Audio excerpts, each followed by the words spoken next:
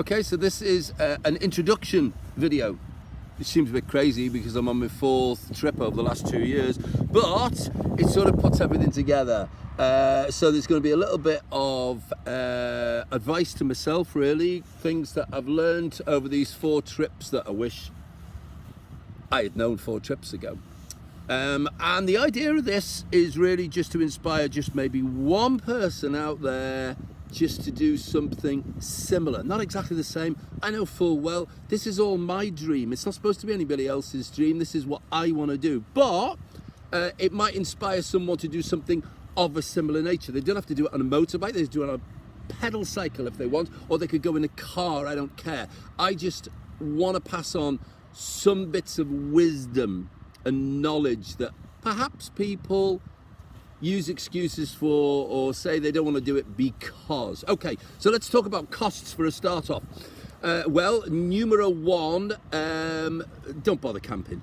I've tried that. What a load of rubbish. It's an expensive way of doing things, okay? I stayed in Germany last night. Germany is a relatively, well, it is actually an expensive country. Okay, it's not as expensive as Norway, but hey, it's more expensive than any of the other countries that I'm going to be visiting on this trip.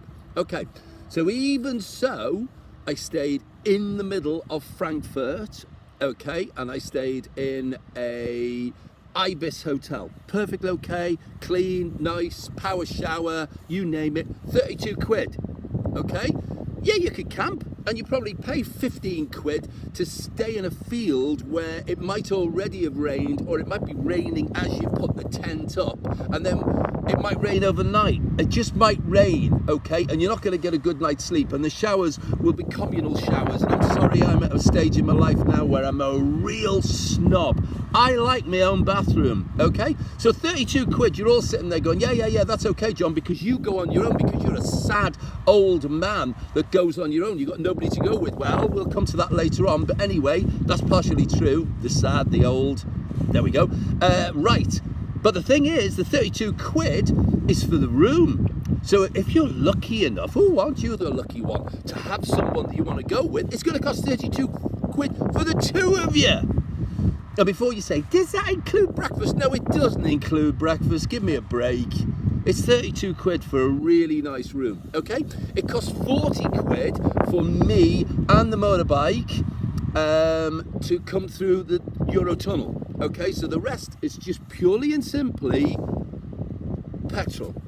Okay, and food, fine. Okay, I don't want breakfasts because I don't want to sit there eating a huge breakfast because it's free. You gan it on the stuff and you get fat, and then when you get fat, you get saddle soreness. Okay, vicious circle. So what I actually do is I go to a supermarket and I just buy some fruit and some yogurt, and that's what I have for breakfast. It's not a suggestion. You can have whatever you want. Okay, that's fine. Right, so that's number one. Quit the idea. Don't bring the tent. Don't bring all that rubbish. Pack light. That's the biggest thing I've learned. 3 trips ago, I had a tent and I had bags and I had all sorts of garbage. I may as well be carrying a 20-stone passenger, for goodness sake. It makes the bike handle horribly. You've got all that gear. No, don't do it. I bring 2 t-shirts, 3 sets of underwear, because they're easy to pack, okay? 1 pair of old jeans, 1 pair of old shoes. If I wreck the jeans or if I wreck the shoes, guess what? I throw them away and I replace them in a country like Hungary or Romania, where the jeans are even cheaper than they are at home anyway, and the shoes are £10 a pair. And if I don't wreck them, guess what? I bring them back. That's great, okay. 2 t-shirts, the only reason 2 t-shirts, because I'm riding at the moment all the way to Azerbaijan. And if you seriously think for 1 second that I'm going to ride 4,200 miles to a place called Azerbaijan and be sitting on the Caspian Sea and not buy a t-shirt to celebrate the fact that I've done all that journey, you're off your trolley. So there's number 3 t-shirts. The other 2, by the way, I just wash every day. That's all I do. I just do a wash every day. It's not complicated. It's not difficult. It's dead straightforward. I'm in nice, warm bed and breakfast guest houses, sometimes hotels. How do I get deals at £32 a night? It's simple. You do the same thing at home. There's no difference. When you're abroad, you go on Booking.com okay? And it tells you in English. It doesn't give it you in foreign languages so you don't understand. It tells you where the hotels are. So you don't have to book anything. I just get to the end of the day. Let me tell you where I am now. I'm in Vienna. Okay, I've done 1,250 miles in 2 days. Okay, I left Leicester yesterday, got as far as Frankfurt, which was really good mileage, and now I'm in Vienna, okay? And I'm about an hour from the Hungarian border, and that's where I'm making for, okay? If I really, really wanted to, I could do the 170 miles, I think it is, from here now to Budapest, but I don't need to go to Budapest. I was there in June, and I'm probably going to do Budapest on my way round this time. Not on my way home as such, but on my way round.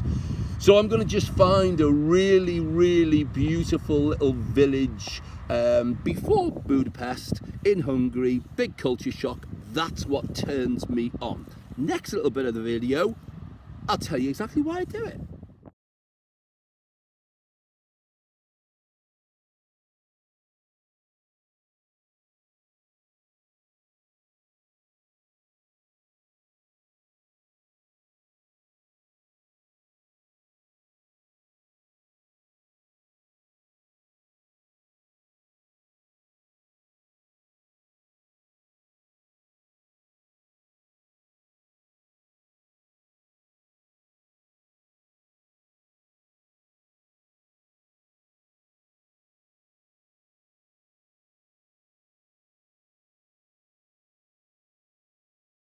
You see a load of little photographs there. Those are photographs of me when I was a youngster.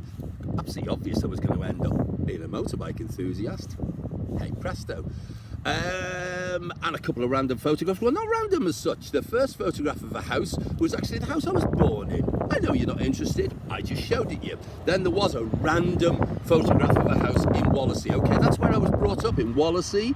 And a nice aerial shot I've included there of New Brighton front, because that was our like race circuit. That's what we did. We had that whole place to just whiz around on motorbikes. Fantastic. Wallasey Borough Council, I should write to them and say thank you for building it for us. It was really kind of them. It's still there. Fantastic. Right, okay.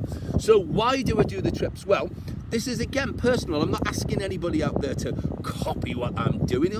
On the contrary, this is what turns me on. You go and do what you want to do. But think about it. Over the last 2 years, I've been up to the Arctic Circle. I've traveled through a total of 46 European countries. This is what I want to do. As I say, it doesn't float your boat. You do something that floats your boat. That's fine. But don't be put off. Don't be like, there's things in this world that absolutely scare the living daylights out of me. Amusement parks, you know, like the big rides. I hate them. I'm scared stiff of them, okay? Absolutely petrified. I'm also petrified even of the thought of jumping out of a plane, even with a parachute on my back. I don't want to do that, okay? Okay, as it happens, it doesn't scare me that I ride at 110 miles per hour on a motorbike through Serbia, which is a pretty crazy country. And I'm hoping this time to go into Iraq and Iran, and a lot of people wouldn't do that. It just floats my boat, okay? But if it doesn't float your boat and you don't have those culture interests and you prefer just to stick with Belgium and Holland and Germany and Austria and Switzerland, they're all fabulous countries. I've done those and I've got a bit bored with them, and they are a little bit like being back in UK. They're very picturesque, that's nice, but I like Soviet Union stuff. I like the old Eastern Bloc countries. I liked going to see Bosnia, and I'm going to Serbia tomorrow, and I'm really looking forward to that. And then I'm heading down through Turkey to Azerbaijan. That's what floats my boat. All I'm asking is that if you've got any biases, and if you do sit there and talk yourself out of doing these things, it's incredibly easy, and it's a buzz. It's great. This is as happy as my face ever looks. I can't look happier than this. This is happiness, okay? So I'm just trying to inspire just one person out there. Just go and do your thing. I'm 60 years of age, and it's taken me all this time, and I'm kicking myself really, because I'm thinking, well, I should have done it before. I mean, okay, at this moment in time, yeah, I'm single, so I've got the opportunity to do it, but I'm just a normal guy. There's nothing special about me. Believe me, ask either of my ex-wives or a multitude of ex-girlfriends. They will all confirm there is absolutely nothing special about me, okay? I'm just an insurance broker, 60 years of age this year, just finally doing what I should have done years and years and years ago, and that is just doing it. And that's why I want to inspire just one person out there, just to have that little bit of whack. I think it is partially because I'm single that I don't feel as if I've got any responsibilities. I feel as if I could just do it. And obviously, if you're surrounded with family and wives and all that stuff, it does make it much more difficult. I understand that. I get that. And I've had times in my life where I just wouldn't have taken the risks that I'm taking now. And I am aware of the risks. But keep the risks within sensible parameters and just stick with your Western European, and it's a very cheap way and it's a great way of having a holiday.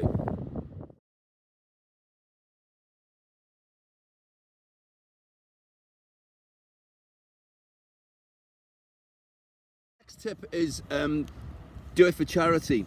And there's a couple of reasons for that. Number one, it gives you a purpose. It gives you an actual reason to do it above and beyond just saying, ow, you know. The other reason is it brings people into it. Like, I'm on the road now for the next 21 days, or maybe more, and it would be lonely, and it could be lonely if it wasn't for Facebook. So Facebook, like if this was just my holiday, nobody's going to be interested in that. Nobody wants to know about holidays. But because I'm doing this particular trip, I'm doing for Blood Bikes, previous ones I've done for different charities, people engage with that. So therefore, when I do something, they'll make comments and then I don't feel lonely. Okay? So that's a tip. Just do it. Just choose a charity that's close to your heart. Do it for that, and people will love it. It's as simple as that.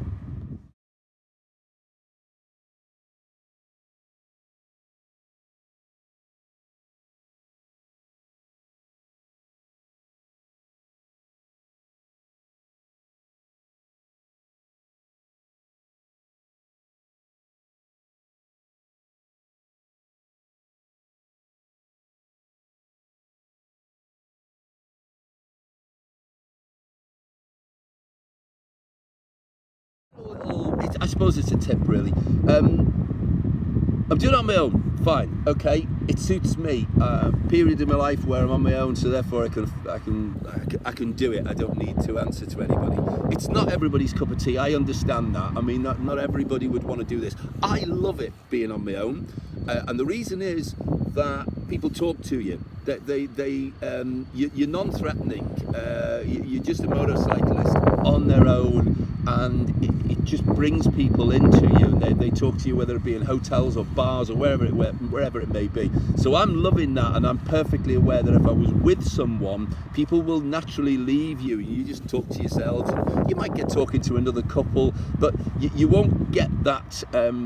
You won't get the conversations and the opportunities that you do as a single person. As a person on their own. The other thing is that it means that I've got to make an effort. I can't just, if I want to be on my own, I'll sit there on my own, be miserable if I want to. But if I want to talk to people, then I've got to go out my way to do it as well.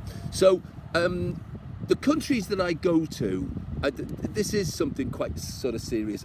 I know the risks that are there, and if you were going to take a lady with you, then you've got to think twice. And this isn't a sexist comment. Ladies, you can more than look after yourselves. I'm perfectly aware of that. But there are risks associated with nastier countries that you just wouldn't want the responsibility. If something happened to me and I had a lady with me, that lady's got two problems then. She's got to sort out something, to get me repaired in hospital or whatever, and also be very aware of her own safety. So that's all I would say, is I think that you've just got to choose the right countries. Where I'm going now, totally responsible for myself. That something goes wrong, I can't whinge and I can't whine about it. It happened. It's as simple as that. Anyway, I'm now off because I'm heading to Hungary, one of my favourite countries. I was there last year, I was there this year. It's just a great place. It's a massive culture shock. It's extremely interesting. It's what floats my boat. Hope I've inspired just one of you.